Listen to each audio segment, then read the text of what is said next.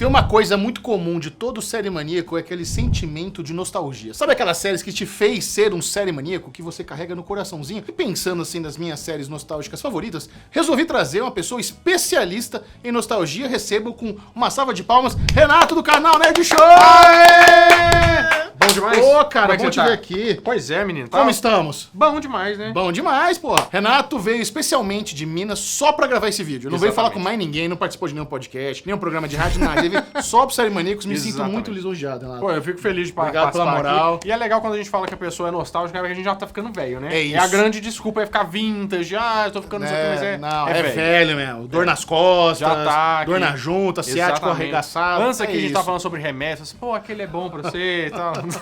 Mas, cara, eu achei, assim, sensacional você vir até aqui pra essa conversa das séries que marcaram o meu coração. Eu me lembro quando eu era aquela criança gorduchinha no interior de São Paulo, que adorava ver uma TV, um seriadinho. Eu saía, a galera jogava bola, eu deixava de jogar bola pra ver Friends, pra assistir as séries que eu queria. Então, e isso eu transformei em carreira. Hoje eu trabalho com isso. Basicamente nós fazemos a mesma coisa, então, né? Porra, que maravilhoso. Só manteve.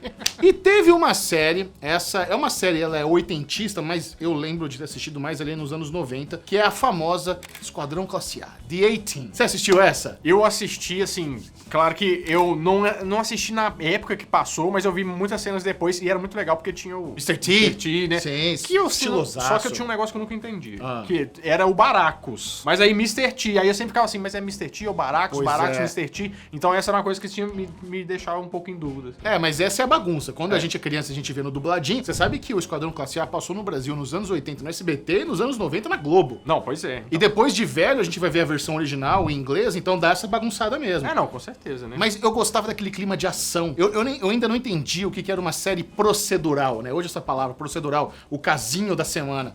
Mas essa talvez tenha sido o primeiro procedural de ação que eu vi na minha vida, foi Esquadrão Classe A. Pois é, e era legal, eu gostava dos personagens, porque tinha o cara do avião, era muito louco. Eu não sei o nome dos personagens, tá, gente? Porque eu não assistia, mas... Não importa. Tinha um cara do avião, que ele era muito da hora. Tinha o... Como é que chama o cara do charuto? Hannibal. É, o Hannibal. Mas chamava Aníbal aqui, né? Pode ser. É, eu acho que sim. Ele chamava Aníbal, tinha o charutão, ele tinha aquele negócio meio... vamos fazer frases prontas. Eu achava isso legal. Que saudade que eu tenho de Esquadrão Classe A. A próxima série que eu queria relembrar aqui com muito carinho é uma série que eu me lembro de sentar na sala da minha casa com a minha família pra assistir junto com eles. Acho que foi a primeira série que a gente assistia em família, que é Um Amor de Família, Married with Children. Eu acho que na época passava na Band, eu estava lá, eu achava tão incrível aquela comédia bagaceira, com um timing diferente, mas, cara, eu tinha um prazer em ver aquilo, eu achava tão divertido, tão absurdo aquele nível de comédia, me parecia algo tão disruptivo pra época, sabe? E eu já admirava muito. E acho que foi a primeira série familiar que eu vi e falei, caraca, velho, eu tenho interesse em ver mais isso aqui, eu gostei desse formatinho. Eu só acho interessante que tudo que você falou se aplica também na banheira do Gugu. Era a família que assistia, todo mundo lá, vendo em família. Disruptivo, né? Total. Acontecia. Essa eu não assisti, o Amor de Família. O nome é muito Sessão da Tarde, diga-se de passagem. Muito. Né? Poderia Caramba. também ser fatiada, juntada ali, passada na Sessão da Tarde. Mas eu vi que é uma série que durou bastante tempo. Eles tiveram Sim. 10 anos de série, Cara, né? eu era apaixonado pela Christina Applegate. O Ed O'Neill, que era o pai da família, fez Modern Family há poucos anos atrás, Sim. sabe? Então, desde aquela época eu já acompanhava o Ed O'Neill. Então é isso, era aquela clássica comedinha familiar, com risadinha de fundo, entra a vizinha, aí todo mundo bate palma e dá risada, desce a esposa com não sei o que, ela quer dinheiro, tem o cachorro, tem o filho. É uma dinâmica muito comum. E é um formatinho que se estende até hoje. Se a gente for analisar tudo as chega- séries familiares, os sitcoms familiares, não mudou muita coisa em termos de estrutura. E hoje é um formato que eu meio que superei. Eu não consigo mais ver muito comédia familiar com risadinha de fundo, sabe? É, também já deu, né? Já teve uns 75 mil séries desse Exatamente. formato. Mas olha que incrível, eu me apaixonei por isso lá nos anos 90 quando era criança, hoje agora, depois de velho, eu já não tenho muito apego mais no formato, mas tá no meu coração. Agora, você tem uma série de ação que era obcecado, ela se chamava Profissão Perigo. MacGyver. Era bom, hein? Cara. Esse aí era bom. Não, essa eu lembro, acho que passava domingo na Globo. Rede Globo apresenta Profissão Perigo. E a musiquinha do Brasil era diferente, a musiquinha de abertura. Não era a original. Eu acho que rolou alguma treta aí com trilha sonora, a Globo teve que adaptar. Mas é porque ele não é nem que eu imagino que nem role treta, mas é que a Globo ela adora adaptar uns negócios, né? Ela adora Todos os adaptar. desenhos voltavam pra cá com outra. Diga-se de passagem, a Angélica, não sei se você lembra, cantando o Digimon, Sim. digitais, sons Digimon.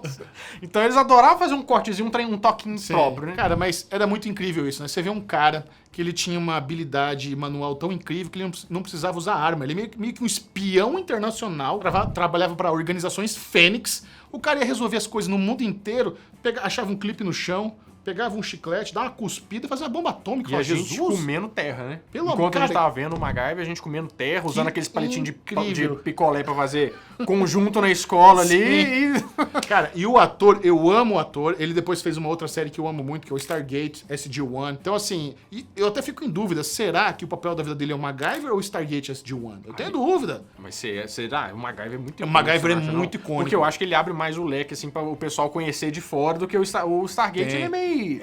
vamos dizer, nichado entre aspas. Ele é nichado, mas assim, o SG-1 teve 10 temporadas, então foi muito longo. E ele teve mais uns 3 spin-offs depois, então virou uma franquia muito grande. Entendi. Mas eu tô em dúvida também. Talvez MacGyver seja mais icônico, mas eu amo o ator, ele tem um bom humor muito característico dele, do próprio ator, que ele trouxe pro SG-1. O MacGyver não era muito piadista, mas era mais aventureiro. Você lembra daquela cena que ele pula no caixão, tem um caixão, ele cai na água e ele vira um jet ski do nada. Mano, aquela cena pra mim não dá. É muito bom. É muito bom. E teve o remake do MacGyver que... mas pra quê, né? Mexendo no negócio que tava bom. Mullets tava na época, era a época certa dos mullets, deixa aquilo lá e tava bom demais. Eu até vi alguns episódios, era legal, mas eu não sei, eu acho que a gente que é fã do original sempre vai ter essa birrinha, né? Pra que fazer reboot da minha série favorita? A gente tem essa birrinha. Mas já viramos o Grinch. É isso. A gente falou de série familiar. Tem uma série familiar também que ela foi um pouco diferente, que é Alf, o É Teimoso. Isso aí era bom.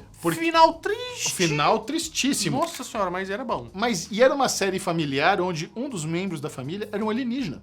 E era meio que um puppet. Hoje a gente olha mal feito. Na época eu não achava mal feito, obviamente. Mas, cara, que dinâmica interessante. Sabe, era muito legal ver um alienígena ali na casa de uma família americana, de classe média, se adaptando. E foi meio que uma crítica também, pelo menos o que eu entendi, né? Que, tipo assim, tinha o American Way of Life e tem o pessoal que vem de fora, os estrangeiros e tal, pra viver do jeito que eles estão lá. Então é meio complicado essa história. Exato, é como se o Alf fosse um imigrante. Tem essa parada assim, isso foi muito inteligente da parte deles. Não bombou tanto, não teve muitas temporadas, mas é um negócio que fica na memória, sabe? Principalmente pela dublagem do Orlando Drummond. Que aqui no Brasil, né? Sem dúvida nenhuma. E sempre que eu penso também nas séries que eu assistia quando era criança, que me fazia sentar na frente da TV, me apaixonar por séries, Alf está assim, martelado na minha memória, cara. Alf era show de bola. Agora, a série das séries. A série da minha vida, a série que eu mais lembro assim e me deixa com o coração quentinho foi Friends, que não é uma série super antigaça, mas é uma série que começou nos anos 90. Já tem, com certeza tem um licença poética pra fazer uma nostalgia dela. E foi a primeira série que eu baixei na vida, que eu queria tanto acompanhar com os Estados Unidos, falei, não vou aguentar chegar aqui pela Sony, pela Warner, sei lá por onde tá vindo, eu preciso ver esse negócio o quanto antes. Foi a primeira série que eu baixei na internet pra poder assistir em tempo real com os Estados Unidos, cara. Pois é, mas que forma que você baixou? Assim, eu tive acesso, um amigo meu morava lá nos Estados Unidos, aí ele mandou pra mim, sabe? Tá tudo certo. Entendi. Mas o Friends era muito legal porque ou é aquela história, ou você gosta muito de Friends ou você não gosta de Friends. Não tem um meio termo no meio do caminho, assim, né? Sim, é bem isso mesmo. E você é daquele que sabe todas as falas, tem coisas pintadas do Friends, e como é que é a sua relação com o Friends? Olha, a porta da minha casa é a portinha roxa com a moldurinha de Friends. Suspeitei desde o princípio. Eu tenho um quadro na minha casa pintado à mão por um artista, que é um pôster de Friends, tá na parede da minha sala. Eu tenho 2 quadros na minha casa, um de Friends e um de Sopranos. Ambos pintados à mão por um artista. São as séries, o drama que me marcou e a comédia que me marcou. Mas Friends é isso também. É aquele momento onde a TV a cabo também tava chegando ao Brasil. E cara, quando a TV a cabo chegou ao Brasil, eu falei, peraí, você tá me dizendo que existem canais que passam séries 24 horas por dia? A Warner Channel passava 24 horas por dia, né? Isso aí foi um negócio que explodiu minha cabeça. Eu falei, eu tô no céu. Um série maníaco com conteúdo ilimitado na TV, não tem comercial. Isso não é, não tem comercial, né? Eu lembro que todo Natal eles faziam uma maratona do Natal do Friends e passava assim, tipo assim, 24 horas de Friends. Aí eu ficava lá assim, esperando a sair, assim, vendo Friends. Era uma delícia. Eu sempre notei que existia ali um carinho pra você fazer uma comédia limpa. É muito difícil fazer comédia limpa. Sim, fazer com certeza. Comédia sem palavrão, sem baixaria. E eles têm essa comédia limpa, mas tão inteligente, sabe? Tão nostálgica, tão boa, que pra mim, cara, preencheu muito meu coração. As pessoas sempre perguntam, Michel, qual é a sua série favorita da vida? Eles acham que vai ser difícil de responder. É Friends, cara. E o personagem favorito de Friends? Chandler. Chandler? Chandler é meu Não, eu favorito. Joey. Cara, Pra eu mim, amo o Joey é mais Chandler. legal. Eu me identifico com o Chandler. Chandler era muito sarcástico, muito debochado, fazia muita piadinha. Ele usava o humor como forma de defesa. É verdade, eu quase chorei aqui antes da gravação. Ele fez isso mesmo. Tô brincando. E coladinho com Friends, teve um outro sucesso da mesma emissora lá nos Estados Unidos, na NBC, que foi Seinfeld. E se Friends é a comédia da minha vida, Seinfeld é tipo o pai dos sitcoms, o pai das comédias. É um negócio que eu comecei a prestar atenção também na coisa mais adulta. Num tipo de humor onde você pega um saleiro no restaurante e você desenvolve ali um diálogo onde aquilo vai ser muito debochado, ou então um problema de encontrar uma mesa no restaurante, um estacionamento onde você não encontra o carro. Por isso que é uma comédia sobre nada. É como se fosse você poderia falar que é um stand-up em formato de sitcom? Sim, inclusive toda a Cold Open é um stand-up do Jerry Seinfeld. Ele começa fazendo o show dele de stand-up e foi onde eu comecei a entender também o que é stand-up, que hoje é uma forma de humor que eu amo. E foi um negócio que eu aprendi muito assistindo a série, sabe? Então, isso me ajudou muito a desenvolver também até a cultura americana. Eles fazem muita piada com cultura americana que na época eu não entendia direito, mas depois que eu comecei a morar fora, eu falei, putz, então era isso que eles quiseram dizer com essa piada. Então, em termos de conhecer melhor os Estados Unidos, ter piadas mais maduras, mais adultas, sobre qualquer coisa, eu achava aquilo incrível. Mas você concorda comigo que o Seinfeld fez um pouco menos sucesso do que o Friends? Porque o Friends Sim. virou uma febre? Fez um pouco menos. E por que você acha que a criatura superou a criação? Cara, o Jerry Seinfeld, ele ganhou tanto dinheiro com essa série que ele aposentou. Ah, tá. Ele entendi. aposentou. Então foi meio assim, azar, né? Cara, ele fez... Já tá bom. Ele faz agora... os negócios que ele faz, por exemplo, ele tem um programa lá que é o Comedians in Car Getting Coffee. É isso, é um hobby. É ele com os amigos dele no carrinho tomando um cafezinho. Ele dá os shows dele de stand-up, faz o reality show dele do cafezinho e ele tá garantido pro resto da vida com essa série. Isso sim é um gênio. Maravilhoso. Como não amar Jerry Seinfeld? Brilhante. A reta final aqui do vídeo tem as duas últimas séries que eu queria lembrar e elas meio que têm um ponto em comum.